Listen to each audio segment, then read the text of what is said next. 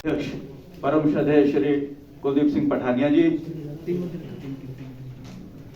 श्रीमती ए शाइना मोल जी, divisional commissioner Kangra, Shri Abhishek दुल्लभ जी, उप महानिरीक्षक नौसून कांगड़ा, श्री निपुण जिंदल जी, deputy commissioner Kangra, Shri Yashpal Sharma ji, सचिव हिमाचल प्रदेश विधानसभा, श्रीमती शालिनी अग्निहोत्री जी, पुलिस अधीक्षक जिला कांगड़ा, व आज की प्रेस वार्ता में मौजूद धर्मशाला बेस्ड सभी सीनियर जर्नलिस्ट, मैं आप सभी का इस प्रेस वार्ता में हार्दिक अभिनंदन करता हूं और अब आग्रह करता हूं हिमाचल प्रदेश विधानसभा के माननीय अध्यक्ष परम श्रद्धेय श्री कुलदीप सिंह पठानिया जी से कि वे आज की प्रेस वार्ता को संबोधित करें। नमस्कार, आप सबका आज की प्रेस कॉन्फ्रेंस में स्वागत है। जैसा आप जानते हैं कि शीतकालीन सत्र का आयोजन जो धर्मशाला में होता है वो आयोजित हो रहा है और ये विंटर सेशन की 5 सीटिंग होंगी। व्हाइट ट्राइपॉड लगा के पीछे आ जाओ। और 19 दिसंबर से पहली नहीं बनता भाई, है अंदर वाला साइड है। और उसके बाद 23 तारीख तक ये सेशन चलेगा, यानी 5 सीटिंग इसमें होगी। और आ जाओ भाई, आ जाओ इन पीछे आ जाओ, ट्राइपॉड लगा के 5 सीटिंग्स में एक दिन प्राइवेट मेंबर्स डे है, जो थर्सडे है वो प्राइवेट मेंबर्स डे होता है।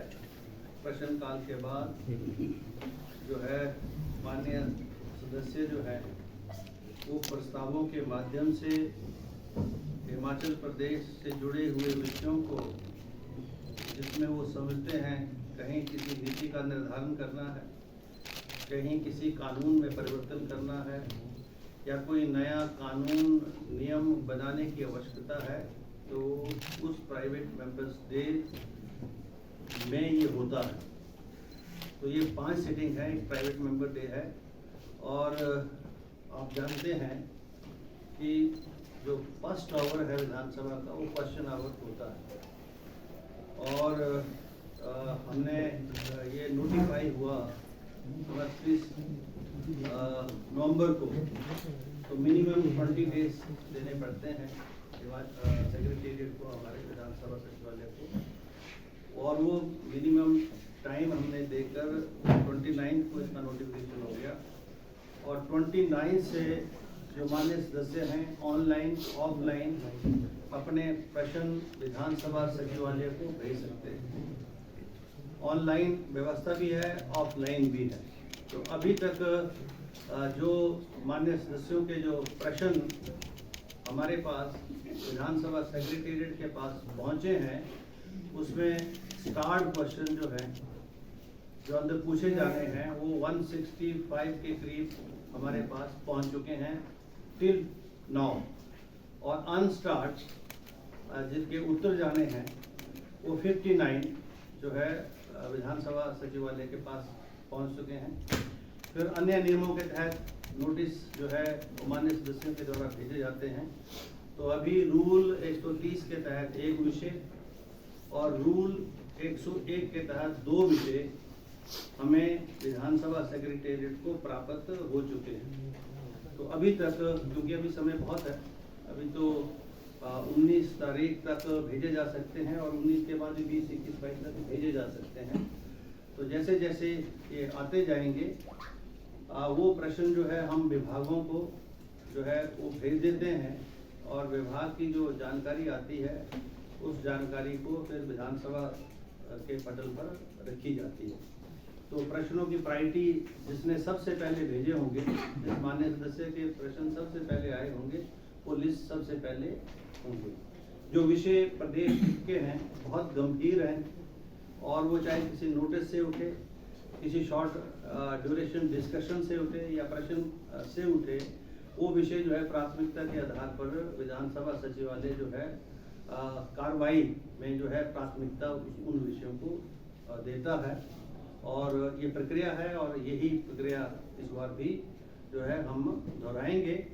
और अभी जैसा आप जानते हैं हमारे जो यहाँ के जो अधिकारी हैं, जैसे डिविजनल कमिश्नर हैं, डिप्टी कमिश्नर हैं, हमारे डीआईजी हैं, यहाँ पुलिस के और एसपी साहब हैं और अन्य अधिकारी जो हैं, जो जोन स्तर के जो चीफ लेवल के जो सारे अधिकारी हैं या एक्शन लेवल के जो सारे अधिकारी हैं, एससी एंड एक्शन लेवल तक, उनके साथ जो विधानसभा के परिसर के अंदर जो है किस प्रकार की जो है सुविधाएं और किस प्रकार की व्यवस्था होनी चाहिए, वो सारी विषय जो है चर्चा में आए हैं। और जो विधानसभा सचिवालय के माध्यम से मुझे उस मीटिंग के द्वारा जो है उन सभी अधिकारियों को सचेत करना होता है, वो हमने किया है।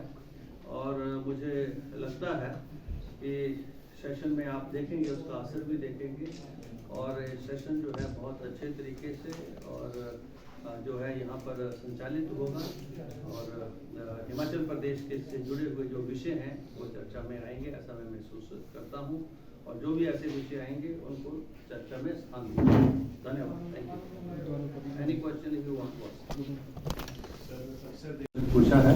अभी ये जो विधानसभा थी ये ई विधानसभा का रूप नहीं धारण कर चुकी थी अभी, लेकिन अब ये विधानसभा भी ऑनलाइन होगी। वैसे तो हिमाचल विधानसभा देश में अग्रणी विधानसभा है, यही विधानसभा का दूसरा पार्ट है ये, जिसने जो है ई विधानसभा के प्रारूप को देश के लिए जो है आगे दिया और आज सारी विधानसभाएं ई विधानसभा हो रही हैं। अभी भी देश की बहुत सारी ऐसी विधानसभाएं हैं जो ई प्रणाली से नहीं जुड़ी हैं, जिसमें गुजरात है।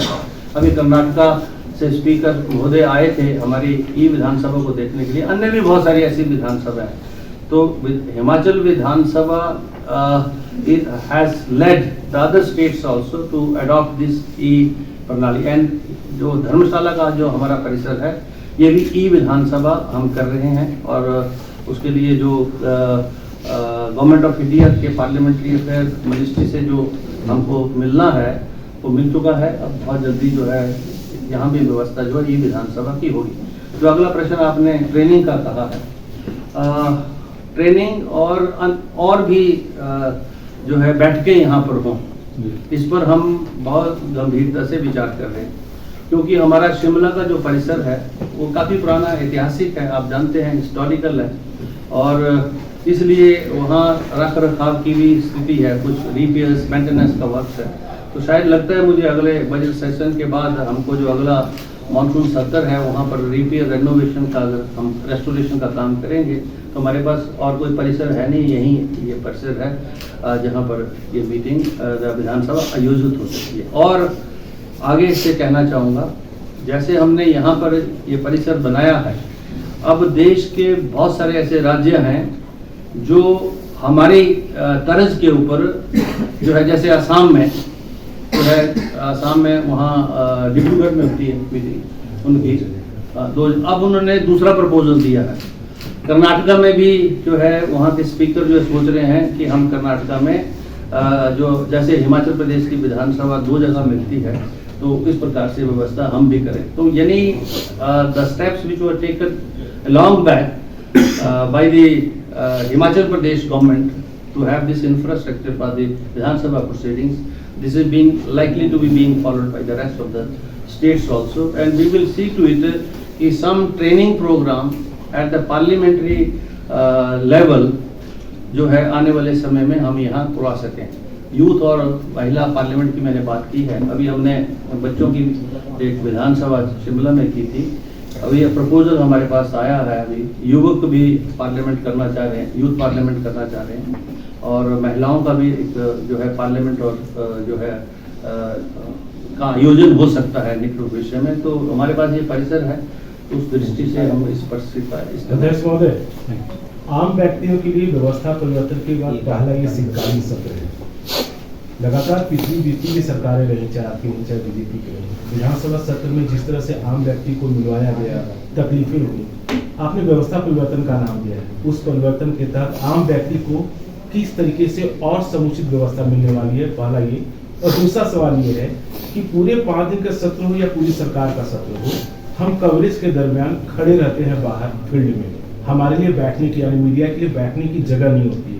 क्या सारी व्यवस्थाओं के बाद अध्यक्ष महोदय का ध्यान उधर जाएगा कि कहीं एक मीडिया कक्ष बनाया जाए जहां मीडिया वालों को पानी, चाय, व्यवस्था समुचित हो?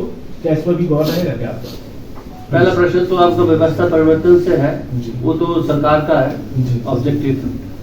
विधानसभा व्यवस्था परिवर्तन हो, अच्छी व्यवस्था हो, हम तो सरकार, सत्ता पक्ष विपक्ष को दोनों को सुनते हैं अंदर, और ये तो लोगों ने निर्णय लेना है, और ये तो बात वहाँ तक है गवर्नमेंट लेवल का। और जहाँ तक यहाँ की बात है, मीडिया सेंटर मीडिया जो सिर्फ 4 लोग के बैठने की जगह होती है और आधा बीपीआरओ के अधिकारी बैठ के फुलफिल करते हैं। जो आपने जो अगले 2 विषय जो यहाँ पर उठाए हैं, जो मीडिया कर्मियों के लिए उचित व्यवस्था अंदर और बाहर हो, बैठने की व्यवस्था हो, इसके ऊपर विधानसभा सचिवालय जो है हम गंभीरता से विचार करेंगे और ये ऐसी व्यवस्था भी करवाने का पूरा प्रयास करेंगे। सर, इससे पहले जितनी बार भी यहाँ पे सत्र हुआ है, उसको लेकर विपक्ष लगातार ये कहता है कि जो अध्यक्ष महोदय उनकी बात नहीं सुनते। इस बार ऐसा तो नहीं होने वाला? क्या बोलते हैं?